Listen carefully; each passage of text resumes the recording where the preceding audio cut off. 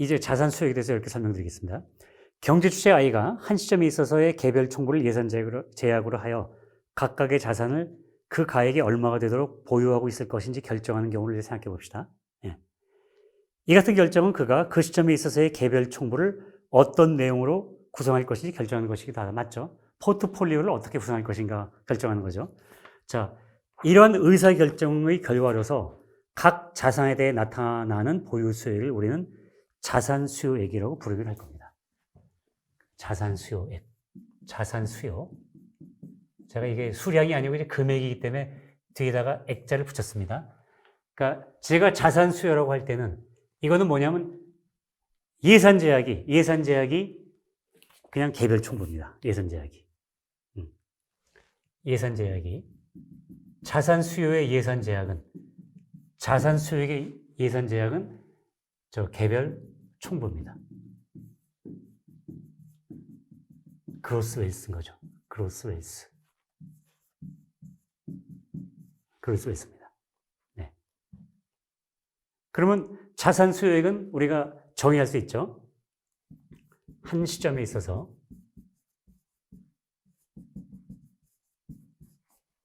경제주체 I가 비예금민가에 속하는 경제주체 I가 개별 총부를 자신의 개별 총부를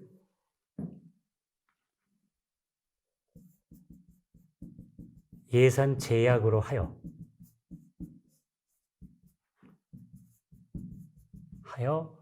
수중에 보유하고 있고자 하는 수중에 보유하고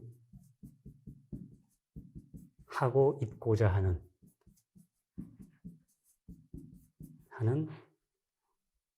어떤 자산의 가액. 이게 자산 수요액의 정의입니다. 포인트는 뭐죠? 개별 총부를 예산 제약으로 하여. 근데 이 개별 총부에는 유동자산도 들어가 있지만 일반적으로 비유동자산도 포함되는 거죠. 일반적으로는. 부동산 같은 비유동자산이 포함되어 있습니다.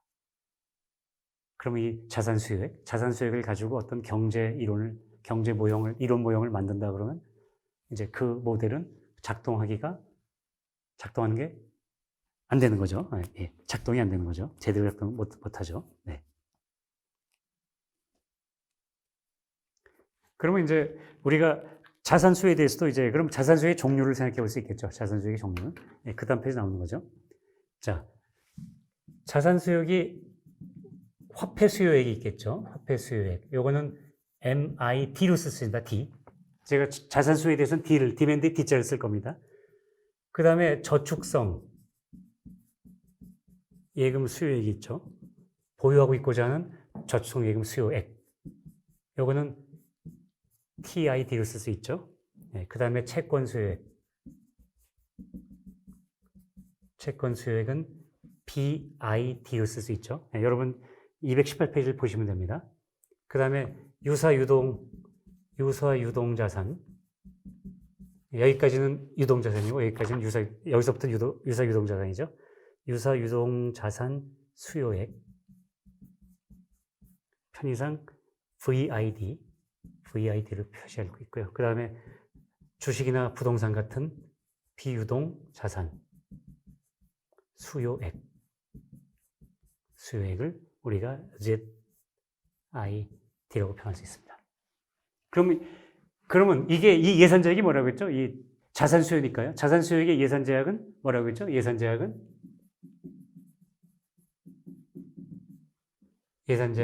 개별 총부 WI죠. WI. 그러면 얘를 다 더하면 이게 각종 자산을 다 포함하면 포괄하는 거니까요. 이걸 다 더하면 어떻게 되죠? 다 더하면 네. 다 더하면 바로 개별 총부가 되는 거예요. 개별 총부. 예. 다 더하면 개별 총부가 되는 겁니다. WI. 예. 여러분께 이렇게 일단 설명을 드리겠습니다. 그러면 이제 여기까지 설명드리고 난 다음에 제가 여러분께 그러면 저의 개념은 뭐냐? 여기에 대해서 설명을 드리겠습니다. 네. 그럼 지금부터 저는 이 수요란 말을 잘 안 쓸 겁니다. 수요란 말을. 제 이론에서는 이 수요란 말을, 자산 수요란 말을 잘 안 쓸 겁니다. 그럼 자산 수요 대신에 뭘 쓸 거냐면요. 저는 자산 소요에 대해서 쓸 겁니다. 자산 소요. 자산 소요에 대해서 쓰고자 합니다. 자산 소요.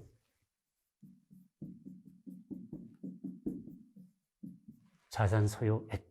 자산 소요액이라고 쓸 겁니다. 자산 소요액. 제가 사실은 저도 이게 뭐냐면요. 자산 소요액은 어떤 거냐면 예산제약이 달라요. 예산제약이. 예산제약이 제가 지금까지 말씀드렸던 유동 자산 총액 예산제약입니다. 자산 수요액과 자산 소요액의 차이점은 예산제약의 차이입니다. 저는 이 예산제약을 개별 총부가 아니고 제가 말하는 자산 소요액 예산제약은 바로 그동안 제가 여러 차례 여러분께 말씀드렸던 유동 자산 총액입니다. 그러니까 유동 자산 총액을 예산제약으로 해서 한 시점에 경제주체 I가 보유하고 있고자 하는 어떤 자산의 가액이 그 자산에 대한 소요액입니다. 제가 수요란 말을 안 쓰는 이유는 저도 수요란 말을 쓰면 좋겠지만 그 수요란 말은 기존 개념이기 때문에 어쩔 수 없이 조금 부적합할 수도 있겠지만 저는 need라는 표현을 쓰고자 합니다. need for an asset이죠. asset이죠. 네, need for asset. 기존 경제학은 demand for asset이죠. demand for asset. 보유 수요액 중에 기존 경제학에서 말하는 자산 보유 수요액, 자산 수요액은 예산제약이 개별 총부고요. 제가 자산 소요라는 말, 영어로 need라는 말을 쓸 때는 예산제약이 유동자산 총액입니다. 그러니까 예산제약이 유동자산 총액이니까요. 당연히 이거는 어떻게 구분이 될 수 있냐면요. 자산 소요액은 예산제약이 유동자산이니까요. 역시 제가 아까 말씀드린 4가지 자산만 들어갑니다. 여러분들이 어떤 거를 보시면 되냐 하면 네. 우선은 아까 화폐라는 말 썼으니까 화폐 소요액이 있겠죠. 화폐 소요액. 예. 저는 디맨드 대신에 니드를 쓰니까 n을 붙이겠습니다. 화폐 소요액이 있고 그 다음에 저축성 예금 소요액이 있습니다. 예금 소요액. 저축성 예금 소요액. 이거는 TIN이라고 쓸 수 있죠. 저축성 예금 소요액. 그 다음에 채권 소요액. 채권 소요액.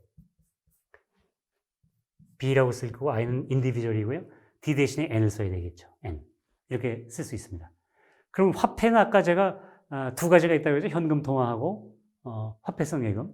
현금 통화하고 화폐성 예금이니까 요걸 둘로 가르게 되면 현금 통화 소요액.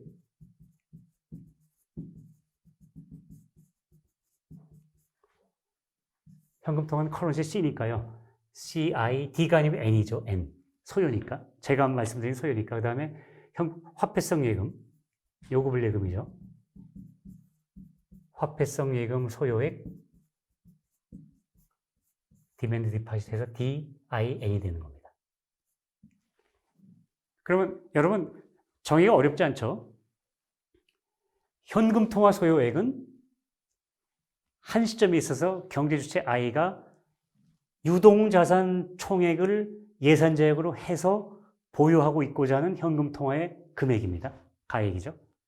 화폐성 예금 소요액은 그 시점에 있어서 경제주체 I가 유동자산 총액을 예산제약으로 하여 보유하고 있고자 하는 화폐성 예금의 가액입니다. 역시 이것을 예산제약으로 하여 보유하고 있고자 하는 저축성 예금의 가액이 TIN, 예금 소요액이죠. 저축성 예금 소요액이죠. 그 다음에 이것을 예산제약으로 해서 보유하고 있고자 하는 그 채권의 가액이 BIN, 채권 소요액이 되는 겁니다. 그러면 이걸 다 더하면 어떻게 되죠? 얘를 다 더하면. 이렇게 더해야지. 얘를 싹 더하면. 이 4가지를 다 더하면. 이렇게 나눈 거 4가지 더할 수도 있고요. 이거, 이렇게. 어쨌거나 얘 다 더하면 뭐가 나오죠? 예산제약. 예산제약이 뭐죠? 유동자산 총액.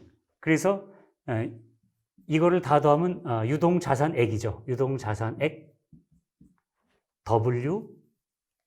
WIN이 나오는 겁니다. 그러니까 얘 더하기 얘 이퀄 WIN. 혹은 이걸 분리해가지고 CIN 더하기 DIN 더하기 TIN 더하기 BIN은 WIN이 나오는 겁니다. 이제 여러분 자산 소유액에 대해서 여러분께 설명을 드렸습니다.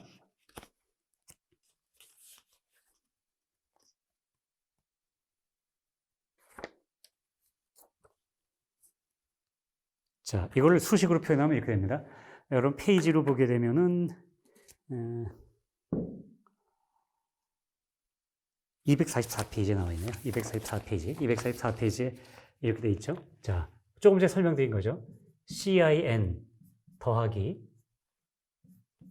DIN 더하기 TIN 더하기 BIN N은 그의 개별 총부가 되는 겁니다. 이렇게 되는 겁니다. 자, 그러면 지금까지 했던 이 논의를 이제 우리가 다시 개별 경제 주체가 아니고 경제 전체, 비예금 미관 전체로 확대를 하면 어떻게 될까요? 확대를 하게 되면. 그럼 우리가 뭘 얘기할 수 있냐면요. 자, 현금 통화 소요 총액이 나오죠. 현금 통화 소요 총액.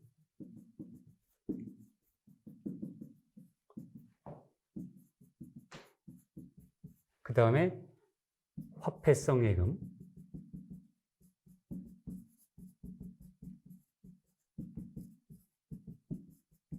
그러니까 각 개별 경제 주체의 그 액수를 일거에 합계해서 비예금기간 전체로 합계하게 되면 총점을 붙이면 되는 거죠. 그 다음에 저축성 예금 총액, 예금 소요 총액,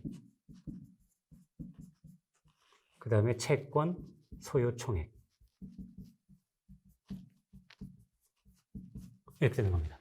그럼 우리가 이제 현금 통화 소요 총액은 현금 통화는 C로 쓰기로 했으니까 C에다가 이제 개별 경제 주체가 아니까 I자 빼고 여기다 N, 화폐성 예금 소요 총액은 화폐성 예금이 D니까 디맨드 디퍼시트 D니까 DN으로 쓰고요.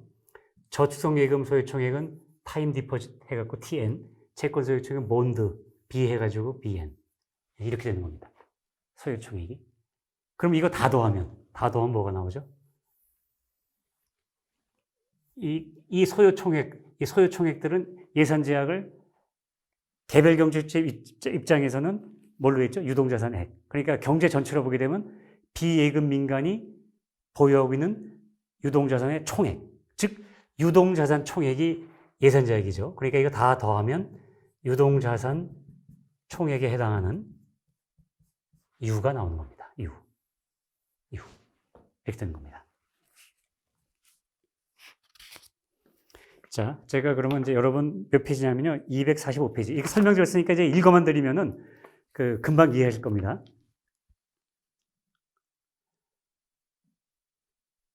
자, 비예금 민간에 속하는 모든 경제 주체들 각자의 현금 통화 소요액을 일거에 합계한 것을 현금 통화 소요 총액이라고 지칭하고 CN으로 표시하기로 하겠다.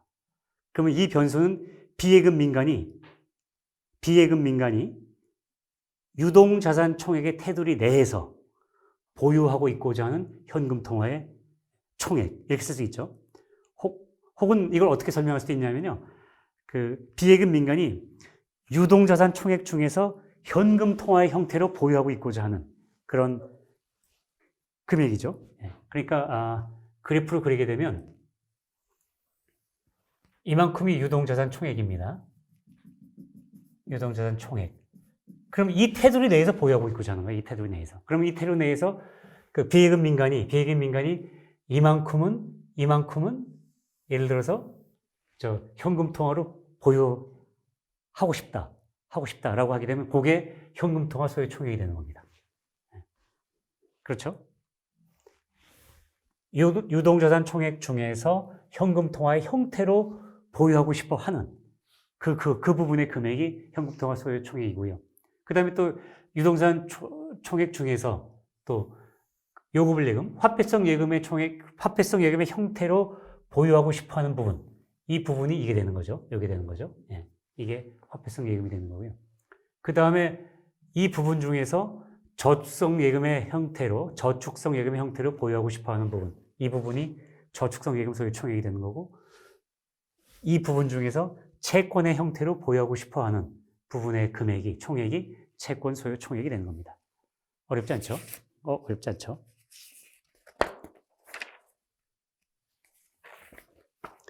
그래서 이제 우리는 중요한 수식 하나를 여러분께서 이제 기억을 해 두셔야 됩니다. 자, 우리가 몇 시간 전 강의에서, 유동자산 총액 U는 실제로 보유하고 있는 겁니다. 비예금액. C 플러스 D 플러스 T 플러스 B라고 이렇게. 이건 실제 보유죠. 실제 보유. 네. 실제 존재, 실제 보유죠. 실제로 존재하는 거죠. 실제 보유, 혹은 실제 보유. 근데 보유 희망 상태가 유동자산 총액을 예산 제약으로 해서 CN 더하기 DN 더하기 TN 더하기 BN. 이거는 뭐죠? 희망이죠. 희망사항이죠. 희망사항이죠. 희망사항. 희망 포트폴리오죠. 뭐를 예산 제약으로 한? 유동자산 총액을 어떻게 구성해서 쪼개서 보유하고 있을 것인가. 네. 그렇죠? 네. 아시겠죠? 그러면 이 합계도 어떻게 되죠? 이 합계도 역시 U가 되는 겁니다. U. 그러니까 여러분이 이식하고 U 이퀄 C 플러스 D 플러스 T 플러스 B. 이거 항상 머릿속에 그 유동자산 공급모형 제가 설명드릴 때 꼭 기억하고 계셔야 됩니다. 또 마찬가지로 소요액 CN, DN 더하기 TN 더하기 BN 이건 U. 이것도 여러분께서 설명하셔야 됩니다. 네, 기억을 하셔야 됩니다. 그럼 왜 이게 중요하냐면요. 왜 중요하냐면 아까 나중에 다시 설명드리겠습니다만은 유동자산 총액을 잠깐만 제가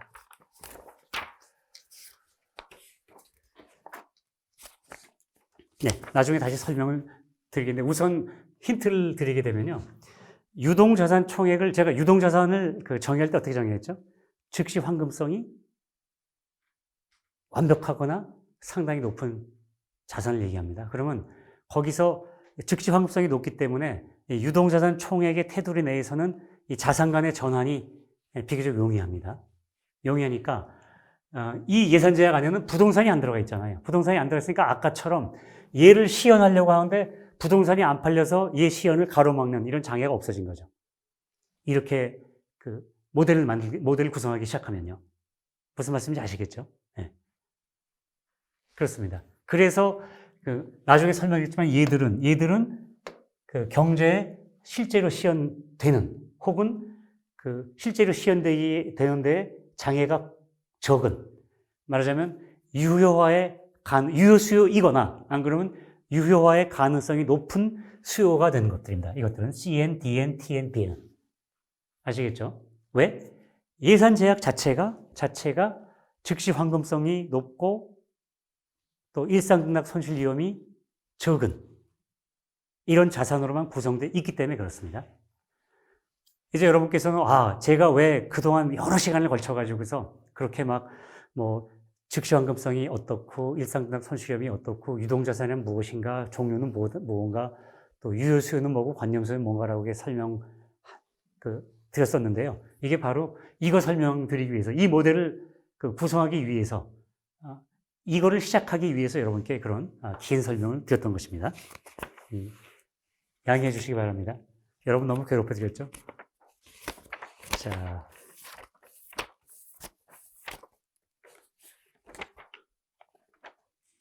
네, 그러면 여기까지 설명드리고 조금 잠시 쉬었다가 강의를 속기하도록 하겠습니다. 예, 잠시 휴식 취하십시오.